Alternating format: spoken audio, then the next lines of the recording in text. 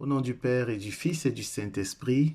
Amen. Mardi 7 avril 2020, nous méditons l'Évangile selon Saint Jean, chapitre 13, versets 21 à 33 et versets 36 à 38. Les textes de cette semaine sainte renferment des gestes profonds et symboliques pour notre foi. Après avoir parlé du lavement des pieds de Jésus par Marie de Béthanie, aujourd'hui, Jean nous parle d'un autre lavement des pieds. Cette fois, c'est le Maître lui-même qui lave les pieds de ses disciples.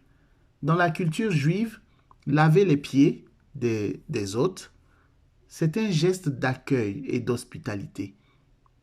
L'abaissement de Marie de Béthanie, puis celui de Jésus dans l'accomplissement de ce geste, nous invite tous à l'humilité et à l'amour dans nos rapports les uns avec les autres. Marie et surtout Jésus, notre Maître, opèrent un renversement, un véritable renversement des valeurs de leur époque et même de notre époque aussi. En cela, le message du Christ traverse le temps. Il est en dehors du temps.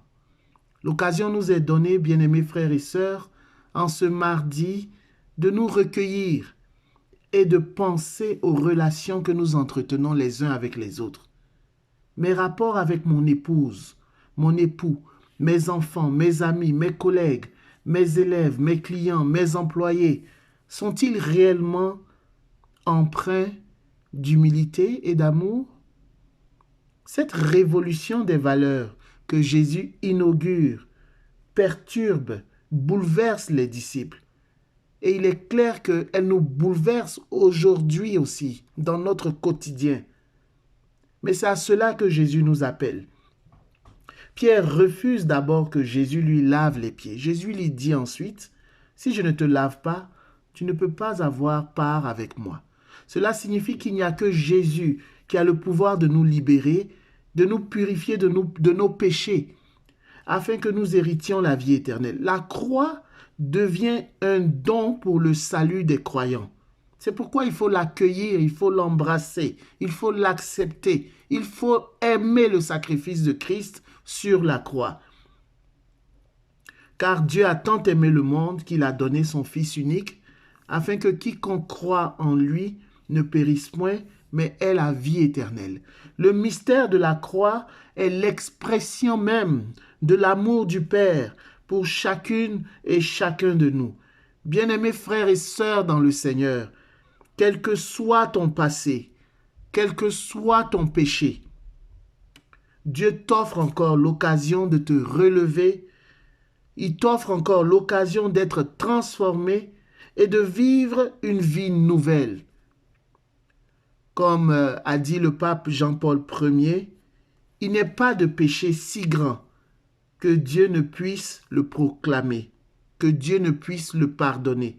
Il n'est pas de péché si grand que Dieu ne puisse le pardonner. Nous ne devons pas avoir peur d'avoir eu un passé agité.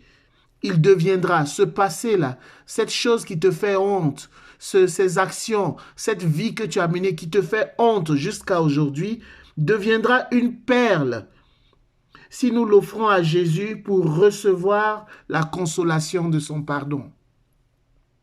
Offrons à Jésus en ce jour toutes nos souillures, tous nos péchés, tous ceux dont nous ne sommes pas fiers, toutes nos actions mauvaises du passé et de ce jour pour être pardonnés, pour être renouvelés, pour entrer dans une nouvelle relation, non seulement avec Jésus le Christ, mais aussi avec nos frères et sœurs les hommes. Que la paix du Seigneur soit avec vous.